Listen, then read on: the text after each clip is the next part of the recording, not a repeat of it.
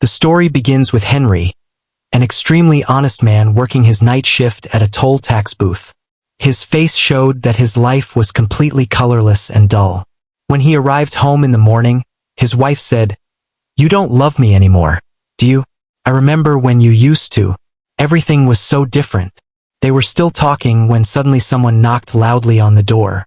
When Henry opened it, his friend Eddie was standing there with another man named Joe, who looked in terrible condition. Joe kept vomiting repeatedly. Debbie, being a nurse, brought Joe inside to help him. Eddie then said to Henry, "Brother, his basketball team has a match today. You play in his place because he's in no condition to play." Henry tried to refuse, but Eddie put a jersey on him and took him along. Henry asked where the game would be played. Eddie said it wasn't far, just 15 minutes away. Then Eddie stopped the car and said he'd be right back, just going to get some food and drinks. "You sit here and keep the car running, okay?" As they left, Eddie and his two companions put on masks. Henry didn't even know the other two men. All three pulled out guns and entered a bank. Poor Henry still had no idea that Eddie and his companions had come to rob the bank, and that he was their driver. Worse still, the car was stolen, started with wires. Shortly after, they ran out of the bank in different directions. A guard present there spotted Henry, who was wearing the same shirt as the robbers. Because of this, he was arrested. The police tried hard to get Henry to reveal his accomplices' names, but Henry only knew Eddie anyway. He was so honest that he didn't even give Eddie's name, thinking whatever he is, he's still my friend. For this reason, Henry was sentenced to 3 years in prison for attempted bank robbery. Upon entering jail, he met Max. Max started talking very nicely with Henry. The next day at breakfast, Max asked Henry, "Every prisoner here once had dream. But then something unfortunate happened in their lives, and they ended up here. What's your dream?" Henry replied, "I don't have any dream." Hearing this, Max said, "Not having any dream is the biggest crime." 6 months passed this way.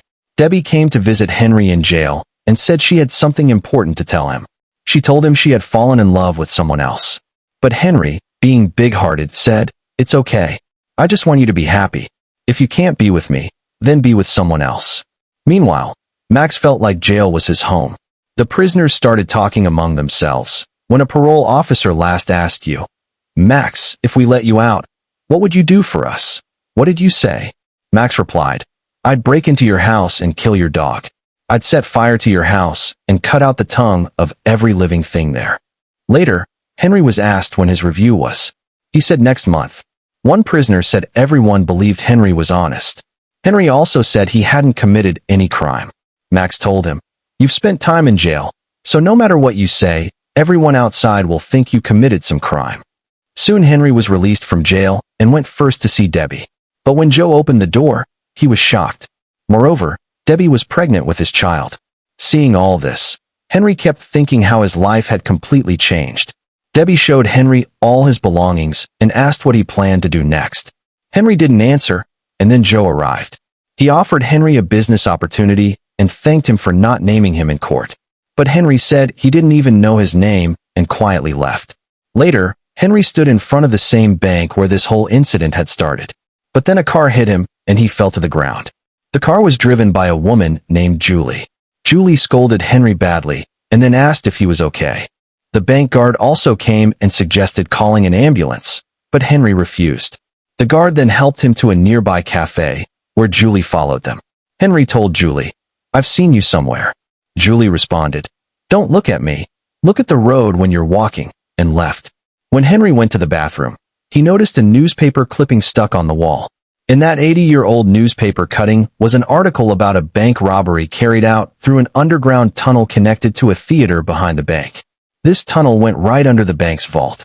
After this, Henry went straight to jail to meet Max and told him, "I've found my dream. My dream is to rob that bank which got me here in the first place. If I have to serve time, at least let me actually commit the robbery." Max didn't understand, so Henry asked, "Will you help me rob the bank?" Max asked if he even had a plan or was just talking nonsense. Henry said not to worry, he had a top-class plan. After all this, Henry went to the theater where Julie was rehearsing for her play. Julie's director was scolding her during the play rehearsal, saying she couldn't do it. Julie angrily went to get coffee. As she left, she asked Henry if he was following her. Henry denied it and followed her to the coffee shop anyway. While drinking coffee, Henry started praising Julie's acting. Julie thanked him for not filing a complaint about the accident. On the other side, Max also applied for parole in jail. After some questioning, he was released too.